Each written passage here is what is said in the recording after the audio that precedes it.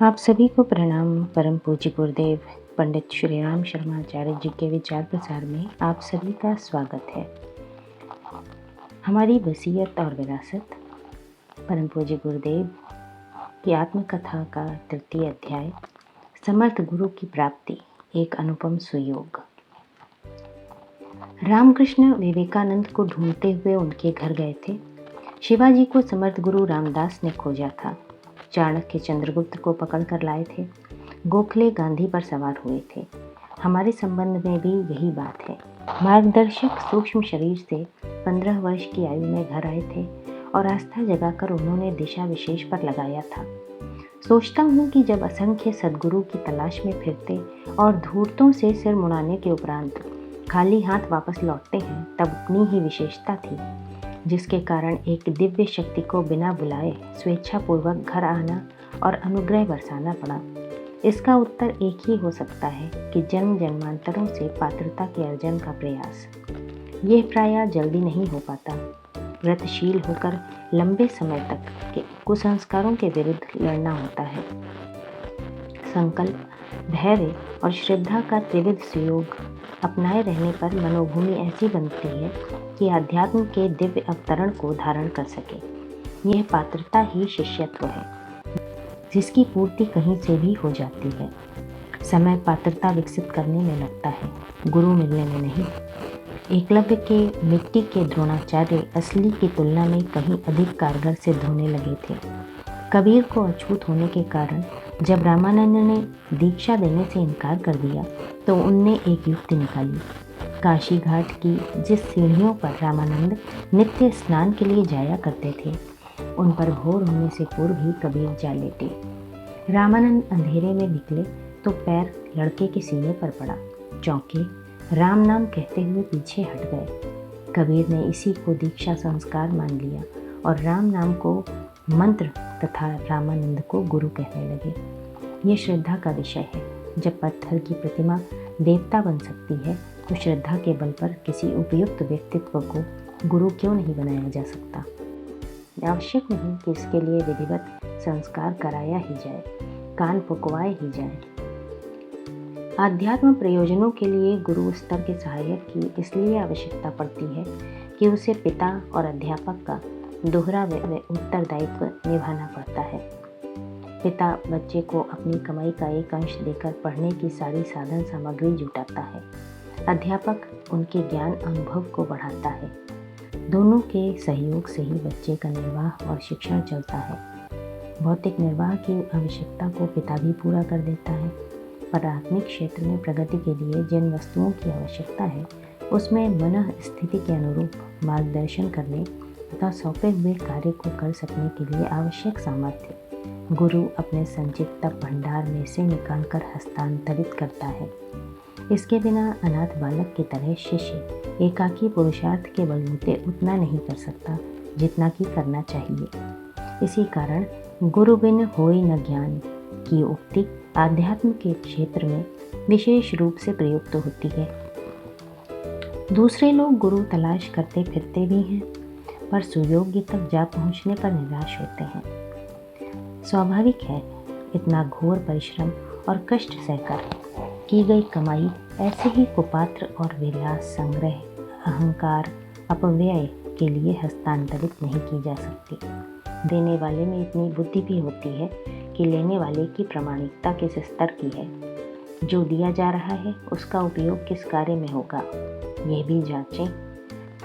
जो लोग इस कसौटी पर खोटे उतरते हैं, उनकी दाल नहीं गलती। इन्हें वे ही लोग मोड़ते हैं जिनके पास देने को कुछ नहीं है।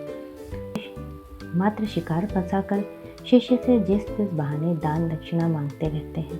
प्रसन्नता की बात है कि इस विडंबना भरे प्रचलित कुचक्र में हमें नहीं फंसना पड़ा। हिमालय की एक सत्ता अनायास ही घर बैठे मार्गदर्शन के लिए आ गई और हमारा जीवन धन्य हो गया। हमें इतने समर्थ गुरु अनायास ही कैसे मिले?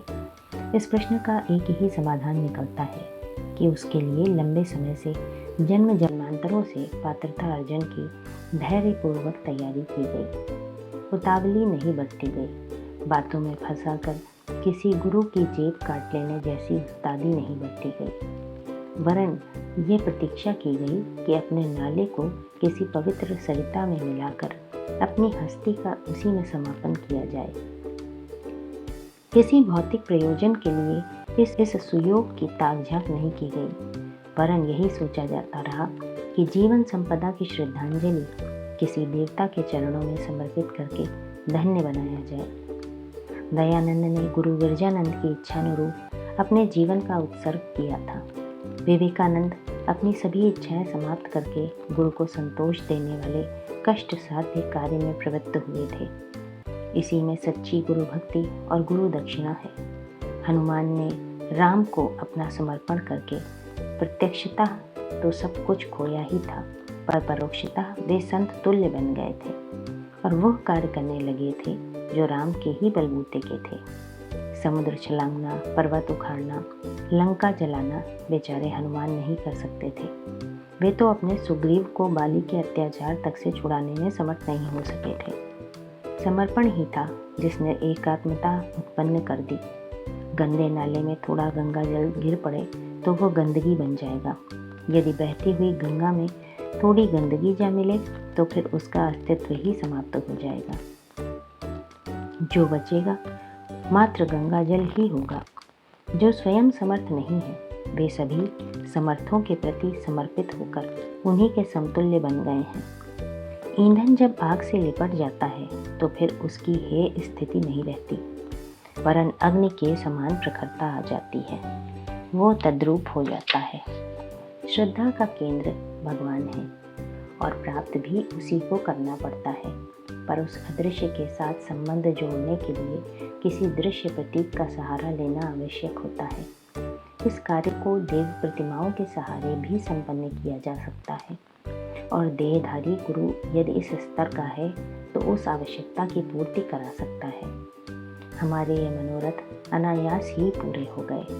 अनायास इसलिए कि उसके लिए पिछले जन्मों में पात्रता उत्पन्न करने की पृथक साधना आरंभ कर दी गई थी। कुंडलिनी जागरण, ईश्वर दर्शन, स्वर्ग मुक्ति तो बहुत पीछे की वस्तु है। सबसे प्रथम दैवीय अनुदानों को पा सकने की क्षमता अर्जित करनी पड़ती है, अन्यथा जो वजन न उठ सके, जो भोजन न पच सके, वो उल्टे और भी बड़ी विपत्ति खड़ी करता है।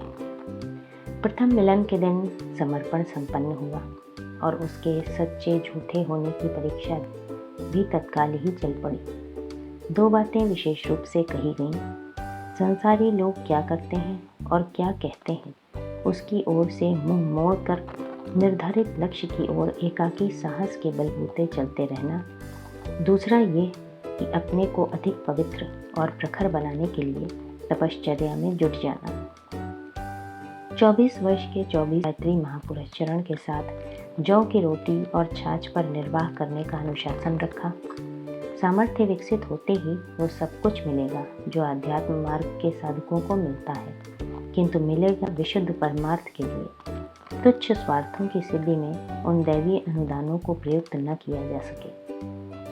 बसंत पर्व का ये दिन गुरु अनुशासन की अवधारणा ही हमारे लिए नया जन्म बन गया।